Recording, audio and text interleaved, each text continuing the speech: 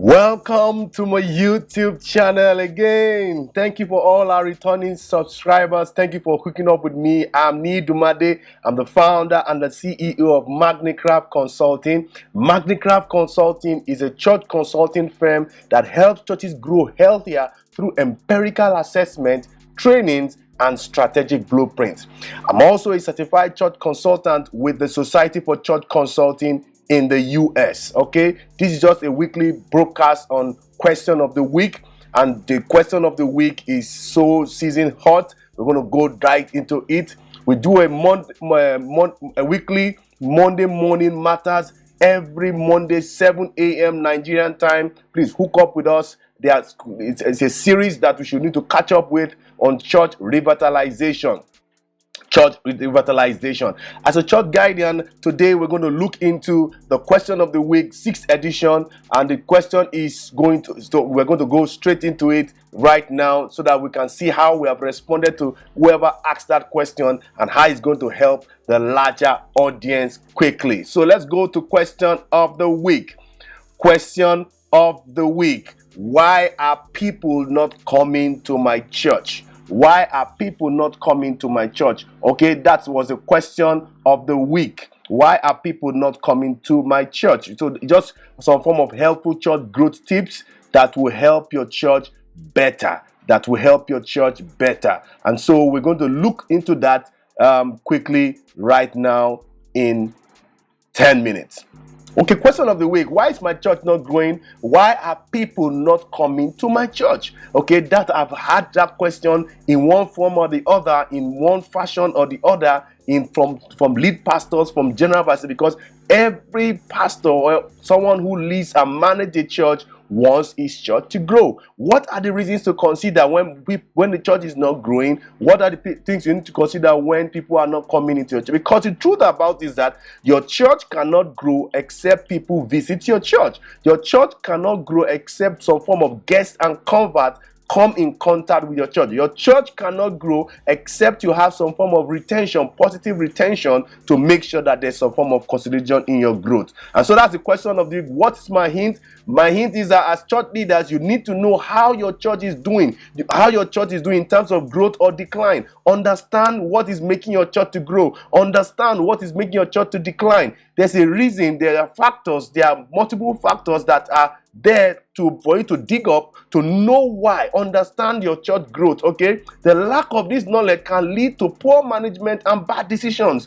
Okay, you don't know what you are doing is actually making people to go away from your church. So, or what you are doing is making people to exit the back door. There are benefits of understanding your church growth. Okay, benefit of knowing your community also, because if you don't know the kind of fish in your pond, in your community, then you maybe you don't have what it takes to be able to process the fish that is in the pond that you are fishing from. So there's benefit in knowing your community as compared to the growth rate of the church. What is the growth rate of the community? What is the growth rate of the church? Whatever you do to the community from the church will and should be greatly impacted by the knowledge of what's going on in the community. Okay, you can't be speaking in a language that the community does not resonate with. You cannot be giving a welcome gesture to a community that does not understand that you're actually welcoming them. So you don't have to begin to do certain things that they don't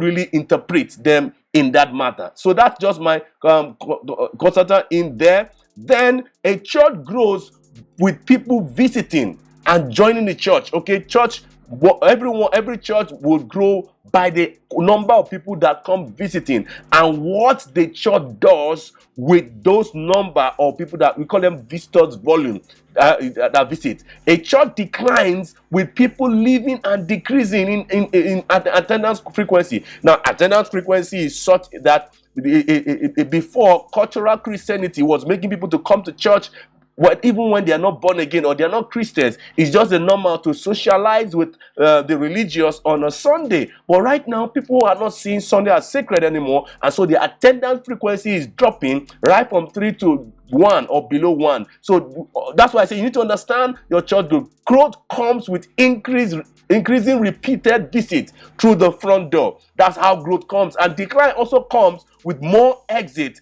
through the back door. That net will either tell us whether you are growing or you are not growing. Now, you can be growing and still be losing people. That's why I say you need to understand what your church growth is. We can only plant and water seeds. We can't grow the trees, but God can. And that's what 1 Corinthians 3 verse 6. Paul planted, Apollos watered, but God caused the increase. So don't expect him to plant. Don't expect him to water. It's your job to plant, it's your job to water, and don't expect him to grow when you have not planted or watered anything for him to increase. And so that's just my quick hint for you in this broadcast. Consultant biblical reference. I love to give scriptures when we are trying to deal with a question.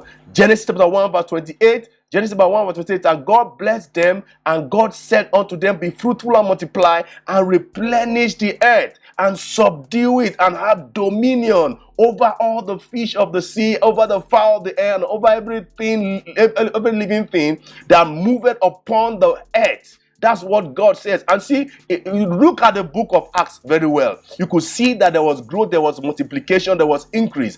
That God does not want us to go into subtraction. Okay, 80% of churches are in subtraction mode. And for you to go to the 20% who are actually growing, we need to overcome the gravity of subtraction.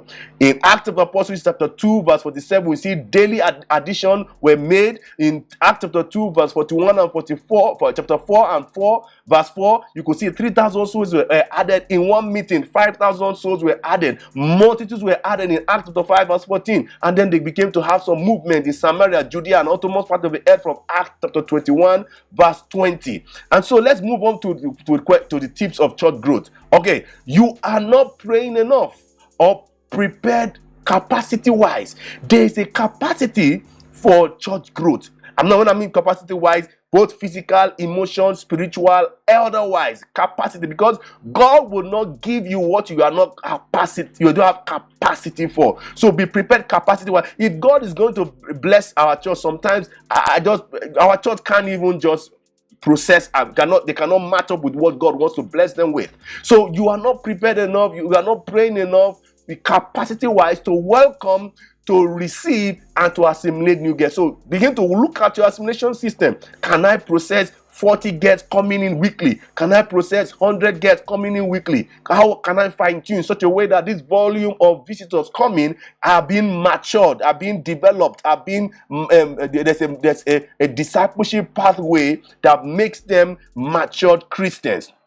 And so, number 2, poor worship experience. People don't want to be part of something that is not excellent. People don't want to be part of something that is poor. Poor worship experience make people not to come to church. And the truth about it is, if your church is known for poor worship experience, they will go into the public and say that the product or services their church is chunking out is not in good quality. So poor worship experience and inward focus. Okay, Great Commission. Our churches are being mandated to go into the world. Okay, not that the world should come into the church. So the mandate of the church is to go out to the world, not the way around. So what am I saying? The terminologies we use in the church must be seeker sensitive. You cannot be using some of these big terminologies that we are used to as Christians or believers, and the unbelievers or the unchurched are not aware of. So the truth about it is that experience more than expectation brings about satisfaction. And the more satisfaction you give in your worship experience, the more people will begin to come to your church. You see, the truth about it is that when people are in contact with your church, they are paying a price. They are paying for transport, they are paying data, watching you online, they are paying their maybe scale of preference. They are actually for going one need to be part of your service. And so you need to make sure that whatever experience that they have in your church is way more than the expectation. Now, if there's the reverse, there's going to be some dissatisfaction, and when there's dissatisfaction, you don't have a good PR, or you don't have some form of invitational culture to make sure that people bring people to church in the days we live in. Misunderstanding. of the church front door, the side door, and the back door. You see, I've seen churches who put more focus on the front door. The front door is only what they look at. But you see, we need to look at the back door, understanding your church growth systems, okay, your policies, your pattern and trends. That is number 3. Number 4, lack of focus on the church avatar. You see, Jesus did not just come to reach out to everyone. He was sent to the lost sheep of Israel. You see, there's the way you can connect and make a great impact on the lost people of Israel and then affect the world. So there's an avatar, there's a target audience that your church has. Focus your resources, focus your entire resources on that thing, and focus also more on conversion goal. You can't be attractive to everybody. Okay, someone who is attractive to everybody is ugly. All right, you can't be attractive to everybody at the same time. All right, number 5, you don't know the community well enough where the church exists. Your Jerusalem must be so that you know it by map, by psychology, by spiritual, by physical. You should know your community where your church is, because living in isolation or poor perception by the community or the church to the community, or the community to the church is not going to help people come into your church. You cannot love or reach out or connect to a community you do not know. You have to know how many people are staying in the street of your church, how many people are staying in the district of your church, what kind of people are they staying, because you can't love them, you can't reach out to them, you can't connect with them if you do not know them. All right, that's number 5. Number 6, lack of purposeful invitational culture. You see, one of the things that I know from my done research on this, word of mouth is one of the major ways that people come to church. If people are not coming to your church, maybe people are not inviting people. There's no gospel conversation. So lack of purposeful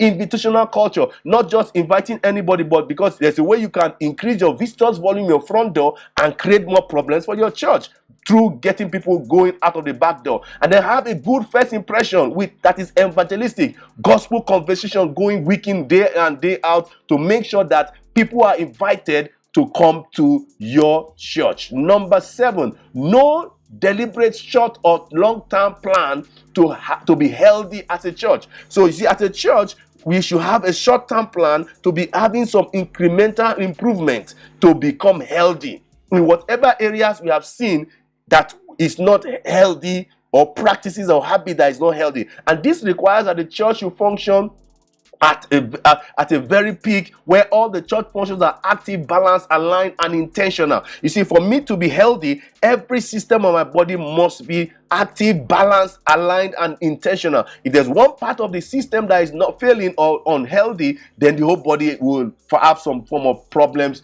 to deal with. Unwillingness, number 8, is to deal decisively with poor perception. You see, when the church has a poor perception, maybe because of past pastors or certain things that happened in the past, it will make people not to come to your church. They are growth inhibitors. Until you remove the growth inhibitors or the barriers, because churches grow in phases. If you get barriers, and there's 200 barrier, 400 barrier, 70 barrier, 1,200 barrier, and there are dynamics at which to break some of those barriers as you were able to get more people to church. And that starts with you just knowing what to do to be able to remove that perception and remove that barrier from your church. Now, the summary of it is this: the area that affects church growth are so many. Okay, if I can give you thousands and thousands of reasons why people don't come to church. In fact, one of the things I like to do is what I call deal breakers. Deal breaker is any factor or issue that is strong enough to terminate a negotiation. And people coming to your church are trying to strike a deal to become members of your church, to come to church regularly. And so you need to be able to carry out an in-depth church health assessment.